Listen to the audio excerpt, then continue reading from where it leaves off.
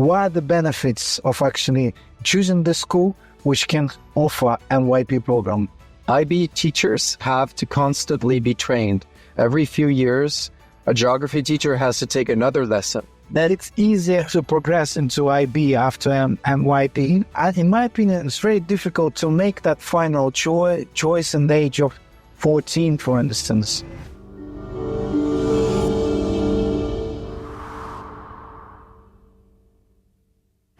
Hello, friends. Did you know that the St. Charles International School Switzerland offers the IB program, which stands for International Baccalaureate? Is this your first time hearing about IB? Are you gathering more information on this topic, or maybe deciding whether to choose the MYP or GCSE for your child? Then watch this video, where we compare these educational programs, MYP and the UK's General Certificate of Secondary Education, GCSE, with a representative from St. Charles International Schools. Don't be surprised by the unusual format of this interview. My colleagues Adi from Mariadi and Mark from St. Charles decided to discuss this topic on their way to the school.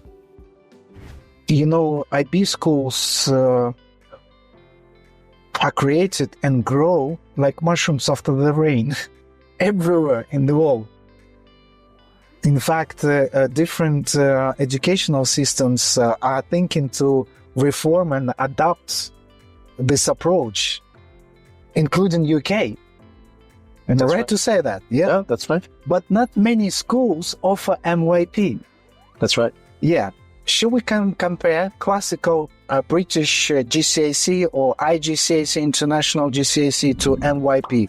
What are the benefits of actually choosing the school which can offer MYP program?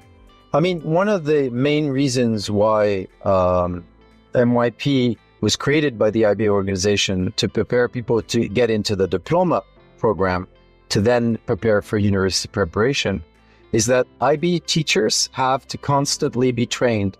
Every few years, a geography teacher has to take another lesson. Mm-hmm. Well, if you go to Switzerland or the US or UK, their national curriculum do not require that the teachers constantly be trained. So you're trained before you become a teacher. Once you have your teaching degree, you don't have to take any more courses. So the nice thing about the IB is that the teachers are the ones that are most updated in terms of what happens in terms of technology, in terms of teaching techniques. So they're the ones that are the most innovative in terms of 21st century skills. So that's why so many schools prefer to adopt the IB. But most schools have, of course, budgets. And with budgets, they just take the IB diploma and they don't take MYP because it also requires more costs, because it requires more training. And more teachers as well. That's right. But at St. Charles, we decided that we would adopt both IB programs, both the MYP and the diploma programs. And of course, it brings up more costs. Are you saying that IB teachers have bigger salaries? Well, I would say that, well, first of all, we decided that because we offer also the Swiss Matura, where we have a requirement of having teachers with master degrees, we also decided that all of our IB teachers have master degrees. So once you have teachers with master degrees, your salaries are higher in general. But it also means that you have better scores, you have a better academic program, and the students and families are quite happy with the quality of the teachers. It is important to note that teacher requirements can vary depending on the specific school. However, what remains constant is a deep knowledge of the IB program, experience working with the International Baccalaureate, relevant certifications and qualifications, and the ability to effectively interact with students, colleagues, and parents. Let's come back to MYP. Trying to compare it to GCSE. Well, the middle years program was created by the IB in order to prepare the students to do the IB diploma. So there's a lot of different characteristics of the MYP program that are then helping to get into the diploma program. So for example, they have to do interdisciplinary work, which then, so for example, science and math together. There's, for example, to do TOK, theory of knowledge, where you discuss different topics about philosophy and finding solutions and ideas for each problem. You also have the CAS program, Creativity Action Service, in the diploma program, and you have a similar project with the extended essay and the personal project in MYP. So it's easier to progress to IB after MYP? Absolutely. It's really because they're like the best. Well, first of all, the IB diploma is the best way for me to prepare for university. And similarly, the MYP program is the best preparatory program to get into the diploma program of the IB. The issue with GCSE is, while it is a good program and it's adopted by thousands of schools around the world, it really prepares you for exams and then prepares you for A-levels. It doesn't necessarily mean that it's a program that was designed to help to get into the IB diploma program. So I think that's the difference between the two. A student who comes and does GCSE will take more time to adapt to get into the IB diploma, while a student who has done MYP will take a lot less time to get used to what is required at the IB diploma.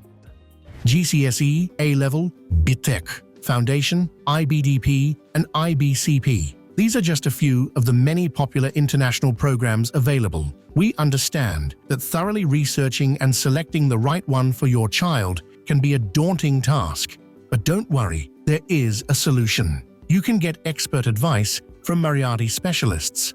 Just follow the link in the description and we will help you make an informed decision. What about the subject choice and list of subjects on offer? So with the MYP program, you don't have a lot of choices, but you can choose, for example, your language acquisition courses. You can choose between German, French, or Spanish, but you have to take at least 2 out of the 3. And of course, St. Charles also offers Chinese, so the Chinese students can continue to do Chinese.